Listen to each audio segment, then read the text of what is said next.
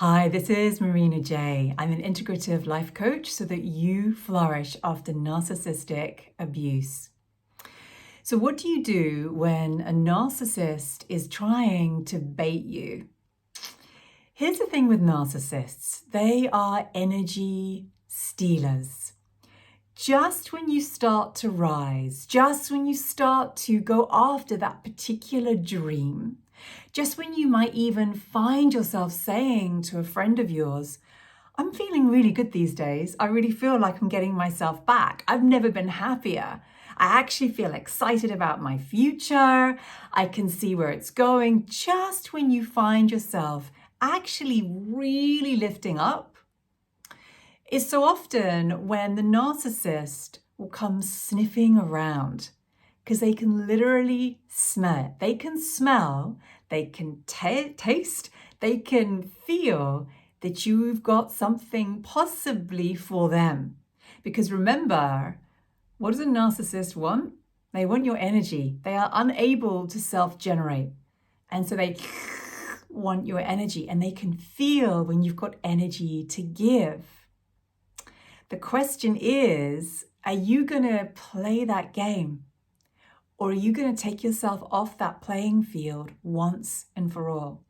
Because the thing with narcissists is they're going to come at you with a baiting question. So it might be that they come at you on social media and maybe they're going to leave a really loving comment for you, something lovely, or it could be negative.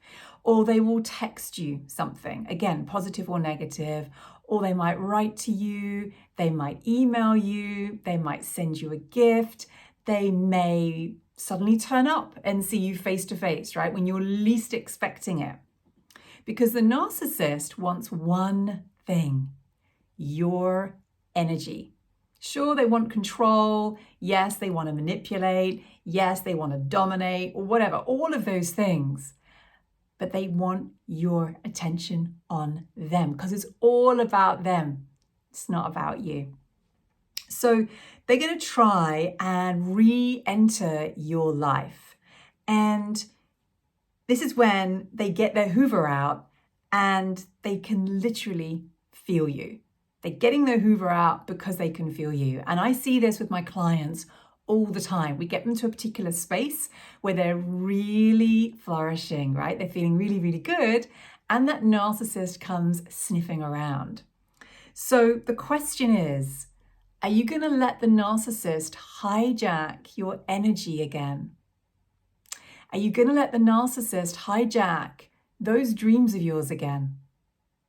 Are you going to let the narcissist hijack your time, your day, your headspace, so that there's only literally 20% of you that can focus on something because 80% is out kind of ruminating on what are they going to reply? Are they going to reply? What are they going to do next? All of the things. Do you see it's such an energy drain? And it's deliberate. They know exactly what they're doing. Okay, they know exactly what they're doing. They might not be completely aware of it, but all they know is they want your attention. They want you back. And so it's going to be up to you to see the game and to not play it. It doesn't matter what they say. It doesn't matter how negative or how positive or whatever. You've got to learn to really see the signs and know it, because once a narcissist, always a narcissist. I've never seen a narcissist shift and heal. Hey, I'm not saying it hasn't happened. I'm just saying I've never seen it. I've never seen it with all of my clients and their experiences. I just haven't seen it. So with all of this, don't let them hijack you, because at the core of all of this is the game. It's the energy game. They're literally giving you an invitation. Do you want to come back in? Do you want to come back in on the premise that I'm just asking you a genuine question, or I'm just being really nice to you, or I'm going to goad you, or I'm going to do something? But either way, what I'm really looking for as a narcissist is your response, because your response is going to feed me. Whether it's negative, whether it's positive, it's going to feed me, and I'm going to keep going until I get what I want. So here's the thing. Don't let them hook into you. Don't give them anything to hook into. Don't give them an explanation. Don't bring them into how you're feeling. Don't try and elicit empathy from them. Don't try and be logical with an explanation. They're not actually interested in the truth. They're not interested in love. They're not interested in a genuine reciprocal relationship. Because if they were, you would have reconciled already. If you look at the history, if you look at what they've already done with your explanations, with whatever you've done or given or said to them, always look at that. And if there's been no self-reflection up until now, nothing's changed. They're just trying their luck with you. They're just going to see, can they get their way with you again? Is it possible that maybe you're going to give them a hook so they can really get what they want? And this is where first thing for you to do is get your feelings out. Get your feelings out. Shout, cry, scream, whatever. If you feel really nervous, really anxious, let it all out. Don't hold it in. Get it out in a way that feels really right for you. Scream into a pillow, write your feelings out, but literally let it back out again, right? Let your feelings out. Never ever suppress. Suppression always leads to depression.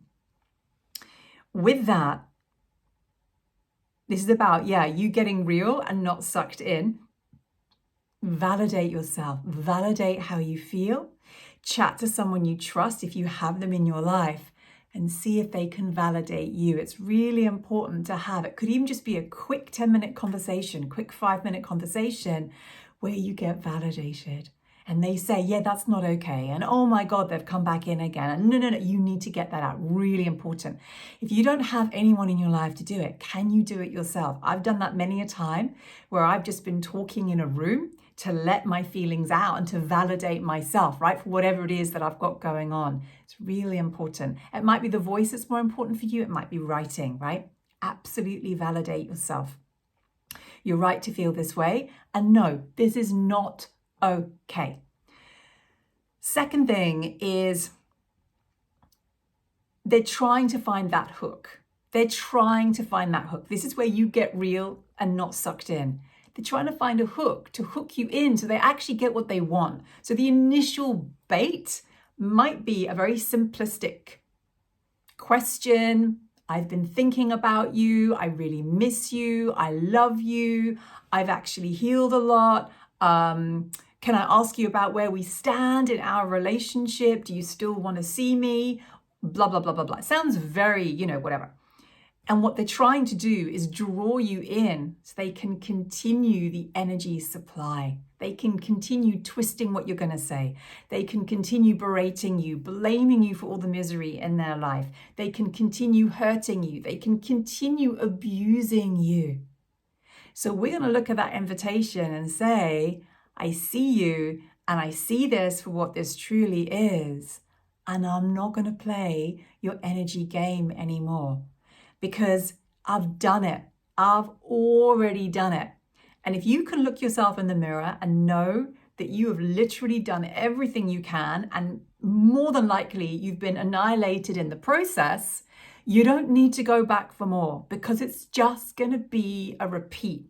If somebody isn't and never has self-reflected, nothing will change. But here's the thing, you can change, right? You can shift the way that you deal with this so that you no longer allow your energy to get hijacked, or you no longer allow your energy to get hijacked for very long. So what they want is your energy, and they're going to do it with baiting questions. They're going to do it with not love. So a great question to ask yourself is he coming from love right now? Or is she coming from love right now? Or are they coming from love? You'll know the answer. A genuine, loving message to you would be genuine, and you would feel it. You know the difference between when it's genuine and when it's not. And if it's from a narcissist, it will never be genuine. Why? A great question to ask yourself is, are you coming at me for me, or are you coming at me for you? Which is it? Are you coming at me for me, or are you coming at me for you? If you already know that they're coming at you for them, the answer is no. We're not doing that today. That's not love. That's not love. That's control. That's manipulation. That's whatever else is in their kit, right? We don't want them to open their kit. We don't want to go there. We don't want to be playing this game with them. So the best response is to repeat the same thing back over and over like a broken record, so that there's no hook, there's nothing to hook into. Because if it was a genuine relationship, you could genuinely answer and you'd stay emotionally safe. They wouldn't blame you, they would take responsibility for their half of the relationship. But we know, don't we, from history, that that never happens. So historically, if they've always twisted things, if they've always blamed you, all of that, then don't give them anything to hook in. Give them the one sentence or the two sentences that you've always given them, whatever that is. Okay, it's a version of grey rocking, right? You're going to write it down or say it to their face. You might be somebody at work, it might be your boss.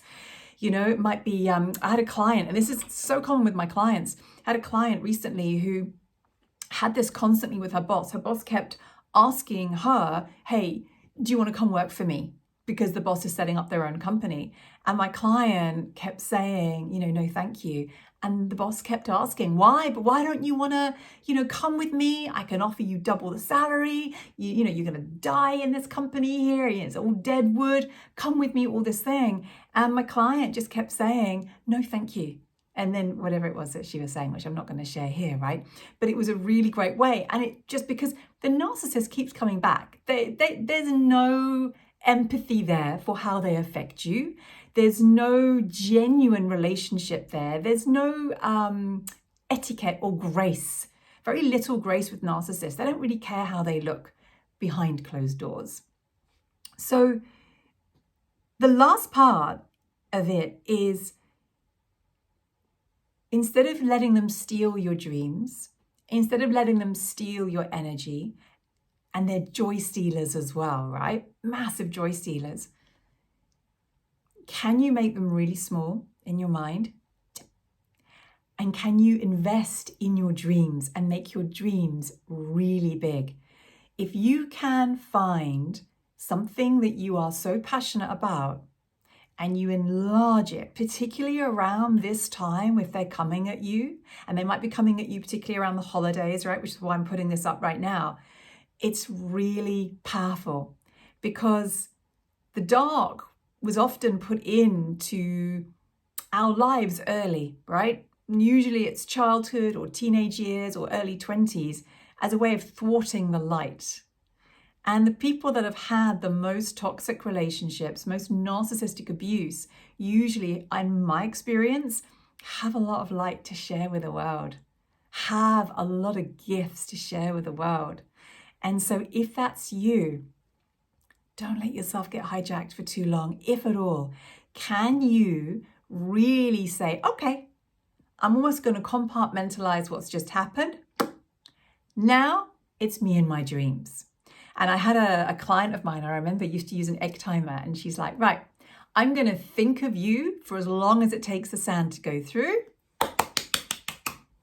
and then I'm going to do my dreams. And what you'll find is your dreams will start to compel you more and more and more. And you will start to get more and more energy from them, and you'll build. Because what we don't want is to reach a certain height, get hijacked, go back down again. Reach a certain height, up, the narcs come back down again. And we do this. We don't want that. We want to give them zero energy where we can, and completely zero energy. And we want to keep going with our dreams. So If this really resonates with you, I'm going to be doing much more on this free training in my Facebook group this Thursday at 2 p.m. My Facebook group is for women only that want to really flourish after narcissistic abuse, and I'll put the link down below so that you can join and you can watch us live or on the replay. I'll be doing more free training in general in other places as well if you don't have Facebook. I've got some more things coming up in January, so you're welcome to join me below. If you come onto my newsletter list, then you will find out. And I have courses and classes for you to really flourish after narcissistic abuse. I have short 8-week classes for you to do a lot of healing to really clear out this self-saboteur that's in your life, or these self-saboteurs that are in your life. And I also have a year-long container for you to really make the long-term shifts. Because at the end of the day, you know, we can talk about narcs and it's incredibly useful and needed, but we can talk about them until the cows come home. I don't care about them. I care about you. And the real person that we should be focusing on is you and your dreams and where you're going and how amazing you actually are.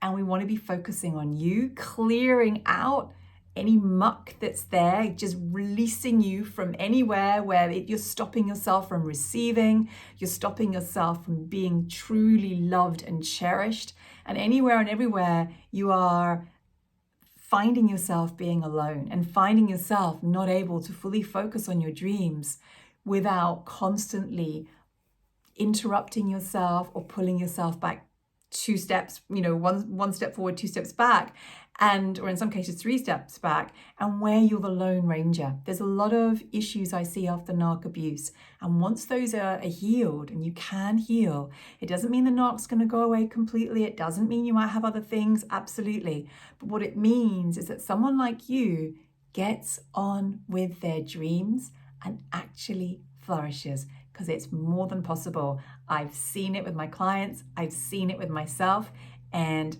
it's never about them. And the narcs, it's always about you, and you've got it in you to completely fly this lifetime. Oh, so much love to you. I hope this has really supported you. Let me know below your comments. I love reading your comments. I read every single one, and I really know that you are so full of wisdom, and every comment that gets written I know is already helping anybody else that's reading them too. So lots of love to you.